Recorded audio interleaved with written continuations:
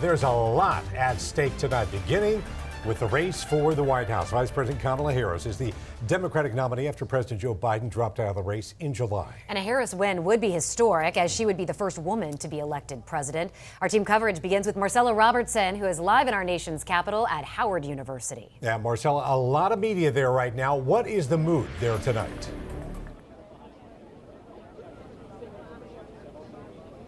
Yeah, good evening to you both. Really, it's for a couple of hours, it's been more media than anyone else, but some people are starting to file in for this event here.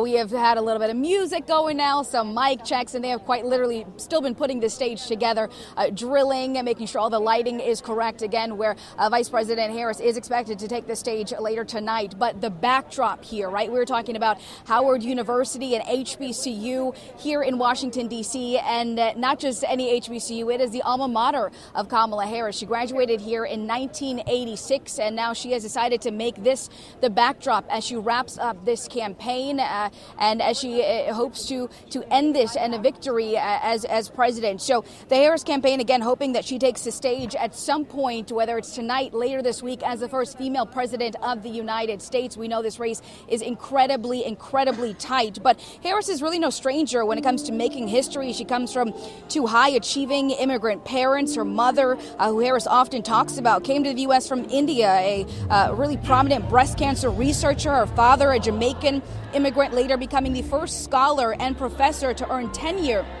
at Stanford University.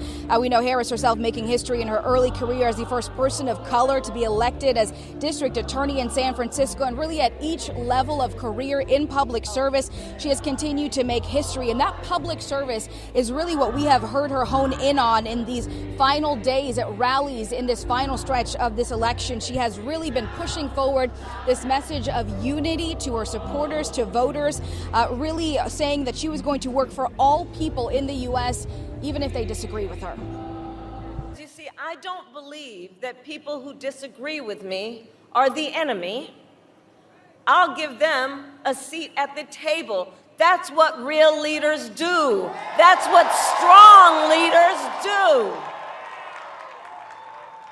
And I always put country above party and self, and to be a president for all Americans. Fill in for this event here, where Vice President Harris is expected to take the stage at some point this evening. We'll, of course, bring you that live and the very latest throughout the evening. Back to you.